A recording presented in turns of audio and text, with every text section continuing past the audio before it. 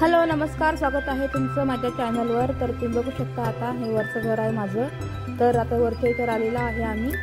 आलेला म्हणजे तुम्हाला दाखवासाठी आणलेला आहे। अजून काही बाकी आहे, अजून राहिलेला आहे, फिनिशिंग बाकी आहे घराची।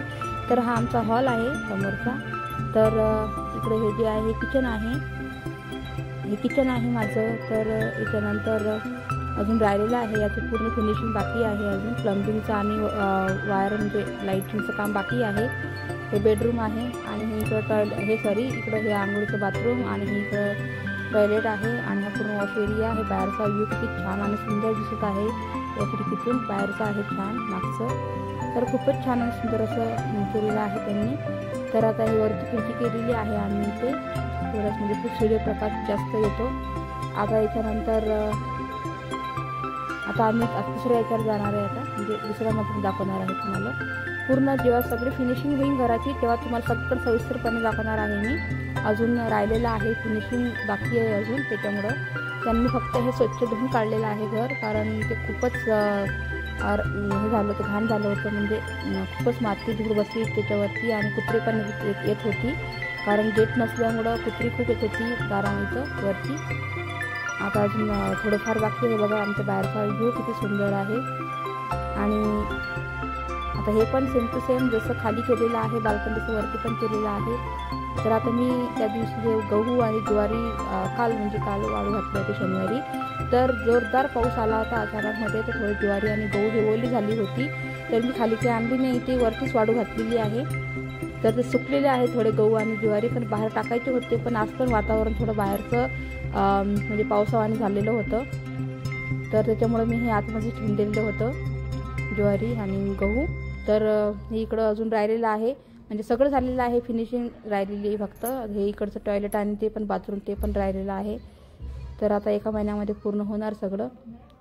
तर असं आहे हे सगळं, आता हे करती नसते पूर्ण। हे बघा किती छान आणि सुंदर, बाहेरचं वातावरण खूपच सुंदर दिसते। हा बाळबा किती आलेला आहे वरती, व्ह्यू खूपच चांगला दिसतो वरचा।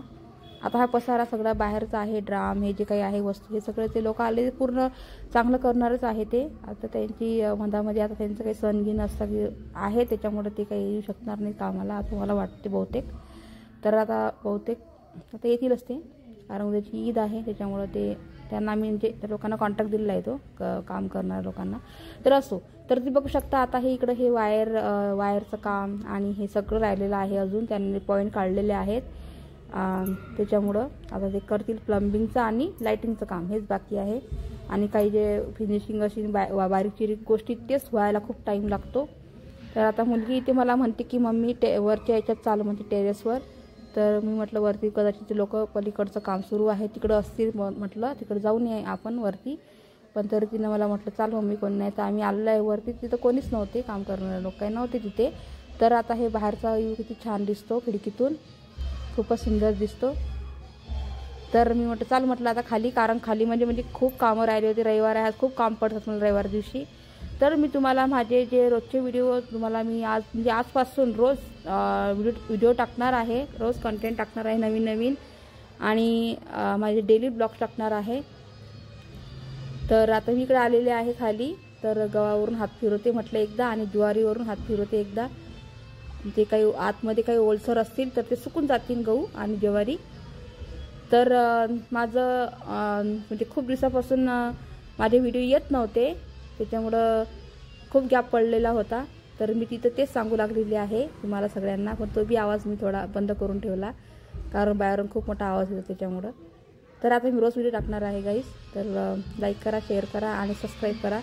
आणि तब्येत बी चांगली नव्हती माझी, त्याच्यामुळे व्हिडिओ नव्हते येत, आणि हे दाताला क्लिप लावलेली आहे मी, ती सांगत होते तुम्हाला। तर चला आता भेटूया दुसऱ्या व्हिडिओमध्ये, तोपर्यंत बाय सर्वांना।